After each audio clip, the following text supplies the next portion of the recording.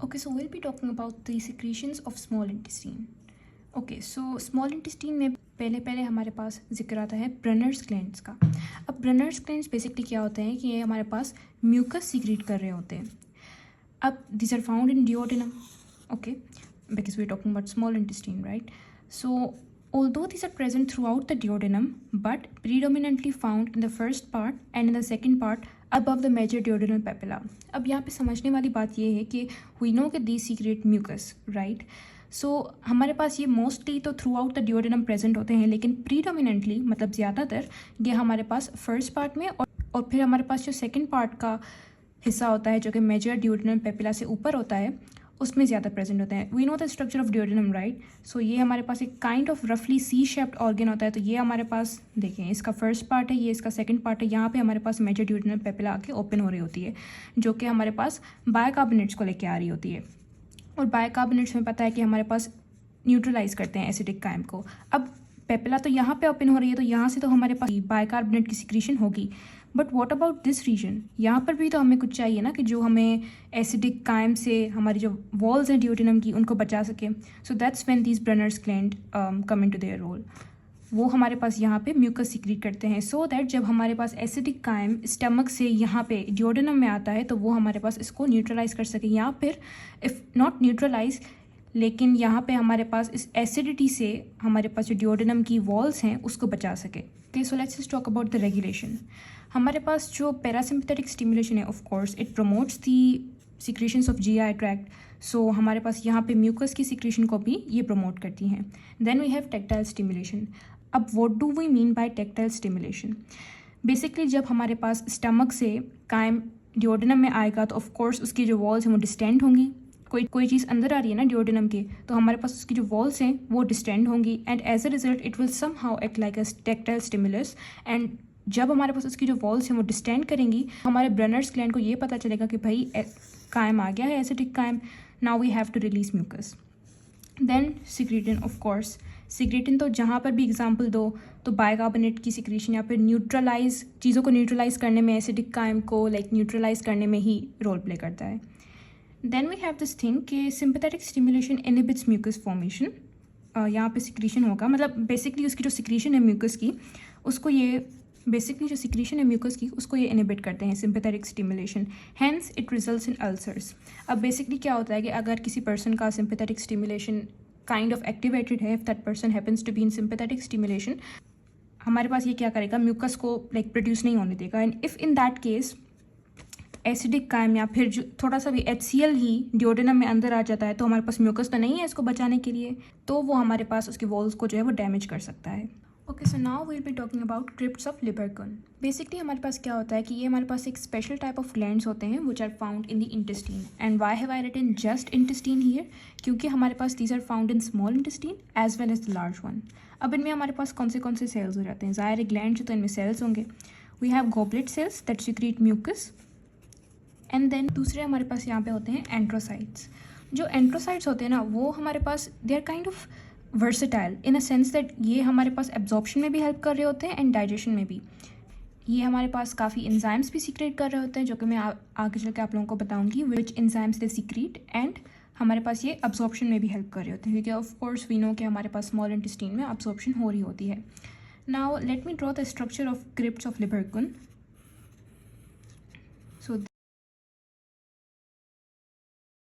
ये हमारे पास एक विलस है एंड दिस जो आप गड्ढा देख रहे हैं ना यहाँ पे, this is the crypt of Lieberkuhn, इसको हम कहते हैं। अब जाहिर है विलाय है तो हमारे पास it must be line by cells, right? हमारे पास बेसिकली क्या होता है, स्ट्रक्चर ये होता है कि ये हमारे पास माइक्रोविलाय होते हैं और ये हमारे पास जो पूरा होता है ना एक विलस होता है और इसके ऊपर फिर हमारे पास माइक्रोविलाय की लाइनिंग होती है। एंड देन फर्दर अगर हम माइक्रोविलाय को जूम करें तो उस पर हमारे पास ये सेल्स की लेयर्स होती हैं।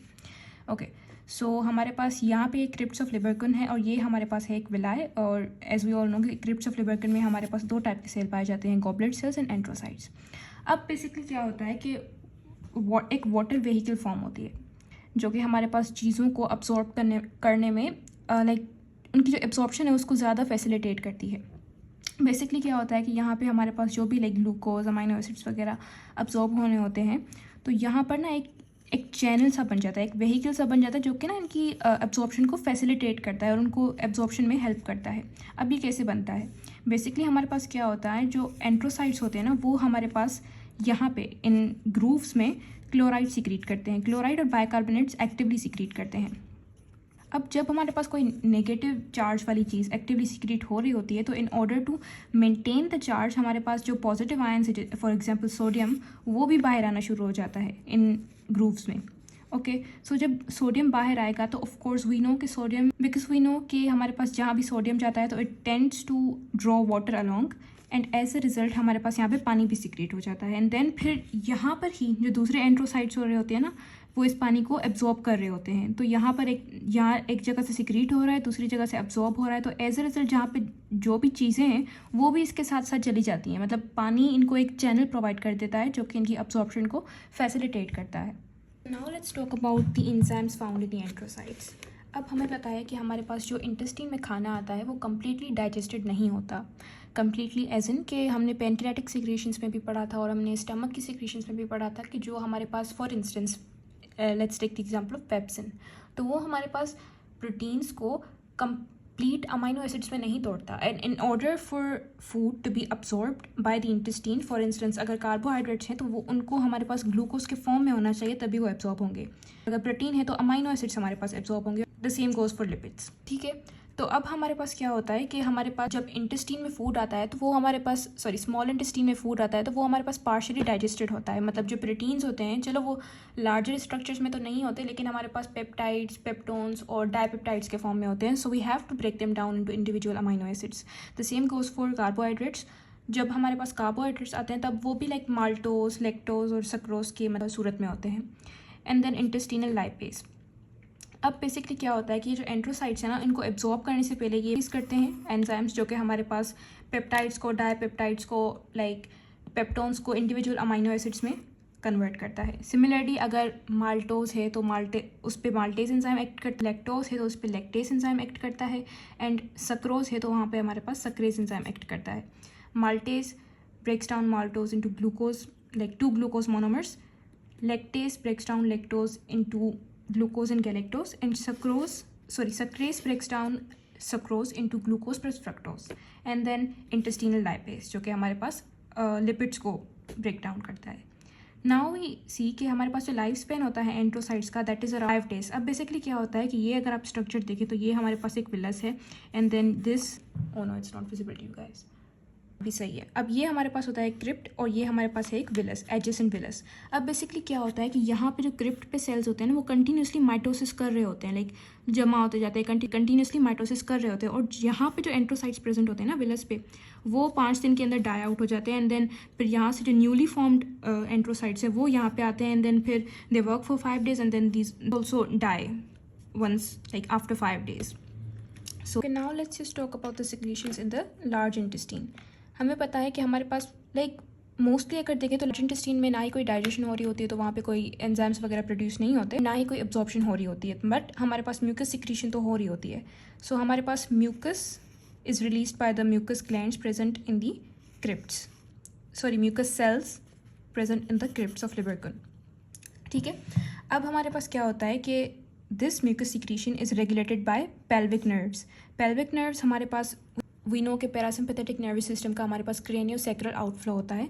सो वहाँ से हमारे पास जो सैक्रल रीजन है वहाँ से हमारे पास ये पेल्विक नर्व्स आ रही होती हैं जो कि हमारे पास म्यूकस की जो सिक्रीशन है उसको रेगुलेट कर रही होती हैं। अब हमारे पास क्या होता है कि when there is over parasympathetic stimulation, हमें पता है कि parasympathetic stimulation is promoting the secretion of mucus. When there is over parasympathetic stimulation हमारे पास there will be over secretion of mucus. Specially यहाँ पे रेक्टम की बात की जा रही है कि रेक्टम में ओवर सिक्रीशन हो जाएगी म्यूकस की। अब हमारे पास जब रेक्टम में ओवर सिक्रीशन हो रही है, रेक्टम है वो डिस्टेंड होगा या फिर उसको यही लगेगा कि उसमें फीसेस हैं, हालांकि वहाँ पे म्यूकस होता है, तो it will promote the defecation reflex. And जब व्हेन दैट पर्सन डेफिकेट्स तो वहाँ पे हमारे पास फीसेस की जगह सिर्फ म्यूकस निकल रहा होता है। एंड मोस्टली ये तब होता है जब कोई बंदा जो है वो काफ़ी लाइक इमोशनल हुआ होता है, वहाँ पे जो उनकी जो पैरासिम्पैथेटिक एक्टिविटी है वो काफ़ी लाइक exaggerated हुई भी होती है। So this is what we get to see in such conditions. ये एक लास्ट पॉइंट है which I really want to share with you guys. Basically diarrhoea में क्या हो रहा होता है कि अगर किसी भी रीज़न की वजह से हमारे पास जो लार्ज इंटेस्टाइन है उसमें कोई इरिटेंट आ जाता है, so it will of course try to get rid of it. In order to get rid of it हमारे पास ये काफ़ी सारा म्यूकस और पानी जो है वो सिक्रीट कर रहा होता है, एंड एज अ रिज़ल्ट काफ़ी सारा म्यूकस और पानी जब उसमें सिक्रीट होता है एंड देन इवेंचुअली जब डेफिकेशन होती है तो हमारे पास जो फीसेस होते हैं they kind of resemble the fluid, like काफ़ी फ्लूइडी होते हैं, क्योंकि large intestine is trying to get rid of the irritant that has entered in it. इसकी वजह से हमारे पास वो काफ़ी म्यूकस और वाटर सिक्रीट कर रहा होता है, and as a result diarrhoea में हमें डिहाइड्रेशन देखने को मिलती है, क्योंकि हमारे पास हमारा इंटेस्टाइन है या फिर हमारे पास जो लार्ज इंटेस्टाइन है वो काफ़ी सारा पानी सिक्रीट कर रहा होता है, एंड एज अ रिजल्ट हमारे पास डिहाइड्रेशन होगी, तभी हम उनको ORS वगैरह देते हैं ताकि हम उस डिहाइड्रेशन को कंट्रोल कर सकें।